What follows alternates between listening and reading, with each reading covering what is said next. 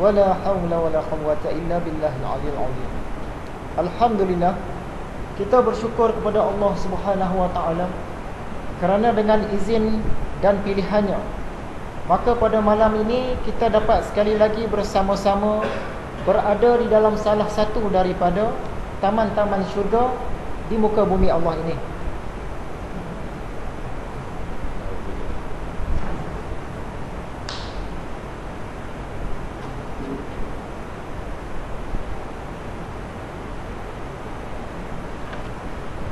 Ya, kita sangat-sangat bersyukur kerana dengan izinnya kita dapat berada di dalam salah satu daripada taman-taman syurga, iaitu majlis-majlis pengajian. Seandainya di dunia lagi kita sudah tidak minat untuk berada di dalam taman-taman syurga, maka macam mana kita nak mengharapkan untuk berada di dalam taman-taman syurga di akhirat nanti? Sekiranya di dunia ini lagi kita dah tak minat nak bawa keluarga kita ke taman-taman syurga, tak minat nak bawa kawan-kawan kita ke taman-taman syurga, tak minat nak bawa saudara-saudara masyarakat kita ke taman-taman syurga, macam mana kita nak dapat bawa keluarga kita, kawan-kawan kita, saudara-saudara kita ke dalam syurga nanti? Ini benda yang kita kena fikirkan. Samalah juga dengan cahaya. Kebetulan pengajian kitab Ihya Ulumuddin di tempat saya sudah pun nak habis bab ilmu dan sekarang sedang menyentuh kitab Mishkatul Anwar. Satu lagi kitab Imam Al-Ghazali. Dia cerita tentang cahaya. Jadi macam mana kita nak dapat cahaya kalau kita tak pernah baca pun surah tentang cahaya? Surah tentang cahaya. Surah apa tu? Surah An-Nur. Surah tentang cahaya. Kita ni hidup dah lama tapi masih belum dapat cahaya. Usia makin tua tapi masih tercari-cari cahaya. Lebih malang lagi, ajal makin tiba tapi kita tak tahu apa-apa pun tentang cahaya. Sebab mungkin selama hari ini kita tak baca pun surah An-Nur, surah cahaya, dan kita tak pun ambil tahu pun apa maksud dia.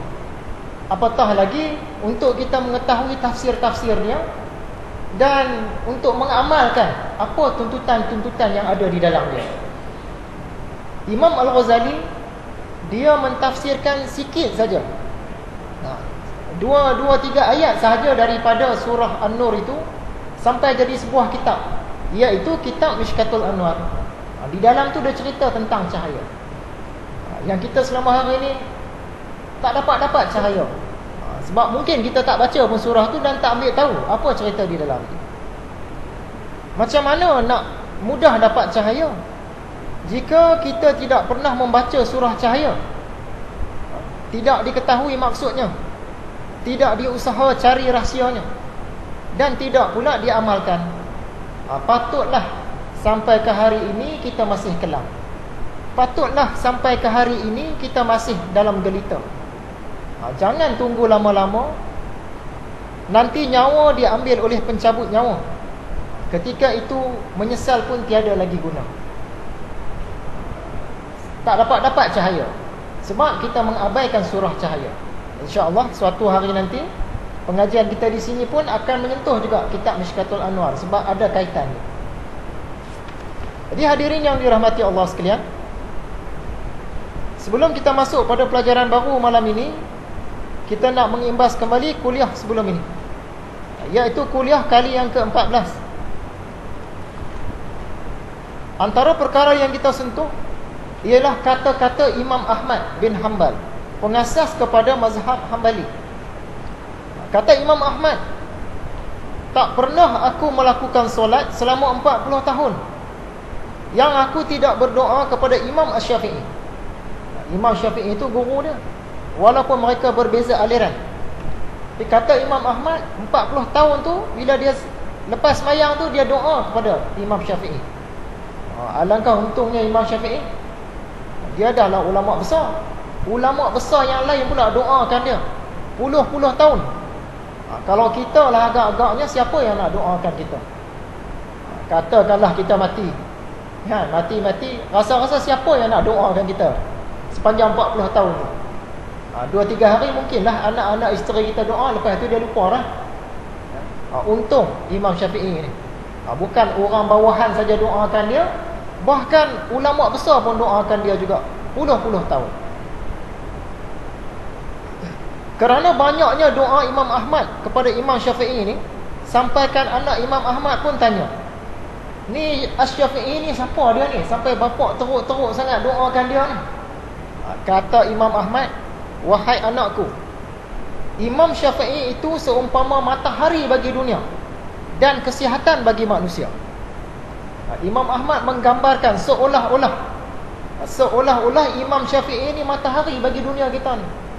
Kalau tak ada lah Imam Syafi'i itu, boleh dikatakan kita ni hidup dalam kegelapan. Seolah-olah begitu. Bahkan dia katakan Imam Syafi'i ini seperti kesihatan bagi manusia. Kalau Imam Syafi'i itu tak ada lah, seolah-olah manusia semuanya sakit. Sakit bahagian jiwa ni, semua sakit. Sampai begitu sekali. Cerita tentang doa anak-anak tadi ni, saya teringat kata-kata seorang sahabat saya, Ustaz Zahidi nama dia. Dia pesan kepada orang tua-tua, pakcik, makcik, kalau ada anak-anak yang buat salah sikit-sikit tu, salah banyak pun, kalau boleh maafkan. Kalau boleh ampunkan. Sebab apa? Bila pakcik, makcik dah meninggal dunia nanti, kalau pakcik, makcik anggap anak-anak ni sebagai orang yang berdosa, boleh jadi derhaka, segala amal-amal dia tak sampai dah kat pakcik, makcik. Sebab bila kita di alam sana dah mati, yang nak sampai kepada kita amal-amal, doa-doa anak yang soleh. Tiba-tiba kita kata ni derhaka anak aku ni. Kita mati, anak kita tu berubah ke macam mana ke, amal dia tak sampai kat kita, tak membantu kita di sana. Jadi ustaz tu pesan, anak kita ni buat salah lebih kurang tu kita maafkan, kita ampunkanlah. Moga-moga bila kita mati nanti, dia buat apa-apa kebaikan pun mengalir juga kat kita manfaat. Begitulah juga anak pun sama juga. Anak ni dah tahu dah syurga tu di bawah tapak kaki ibu. Jadi dengan mak bapak ni, kalau ada salah silap sikit-sikit tu, halal lah. Dia jangan duduk panjang-panjang, kan, dia kira ampun lah. Sebab kita pun mengharapkan syurga yang di bawah tapak kaki dia. Dia pun mengharapkan doa daripada anak-anak yang masih hidup. Sama-sama. Kalau ada lebih kurang salah silap tu, kita saling memaafkan.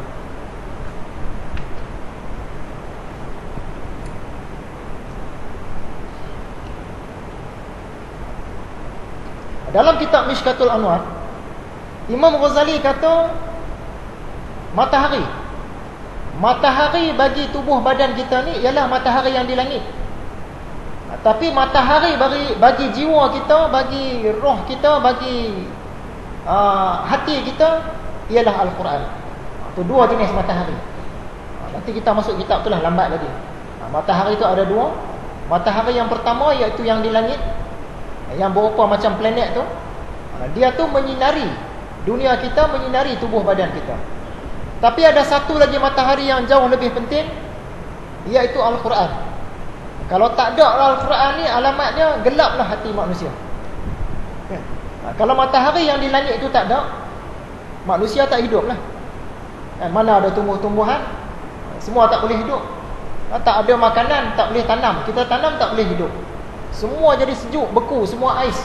Laut pun jadi ais, daratan pun jadi batu, macam planet Pluto. Apa pun tak boleh hidup.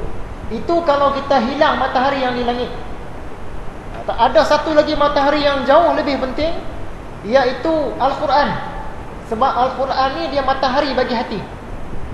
Kalaulah Al-Quran tu tak ada, kita ni hidup dalam kesesatan. Cuba kita bayangkan, Al-Quran tu tak diturunkan, apa kitab kita nak pakai? Mungkin kita tak pakai mana-mana kitab pun, jadi etis lah, jadi mulhid, jadi fahaman Karl Marx lah, komunis. Nasib baik ada Al-Quran. Ataupun mungkin kita pakai kitab-kitab yang lain lah, kitab-kitab yang telah pun terseleweng, yang telah terkeliru, yang telah rosak. Mungkin kita pakai kitab Bible. Kristian mungkin kita pakai kitab Tripitaka. Buddha mungkin kita pun pakai kitab Tao Te Ching, kitab agama Tao. Mungkin kita pakai kitab Zen Avesta, kitab Majusi. Mungkin kita pakai kitab Lagoligo. Ini kitab lama orang Bugis, lebih lama daripada cerita Ramayana lagi. Rupanya di alam Melayu ni ada satu kitab lama. Dia cerita tentang asal usul dunia semua, tapi ikut agama nenek moyang orang Bugis dulu. Nama kitab dia Lagoligo kalau tak salah. Jadi kalau Al-Quran tu tak turun pada kita, mungkin kita pakai kitab-kitab ni lah. Entah jadi apa kita tak tahu lah. Sebab tu Imam Ghazali bagi tahu, matahari itu dua jenis. Matahari yang pertama ialah matahari yang di langit, dan matahari yang kedua ialah Al-Quran tu sendiri. Matahari bagi jiwa manusia.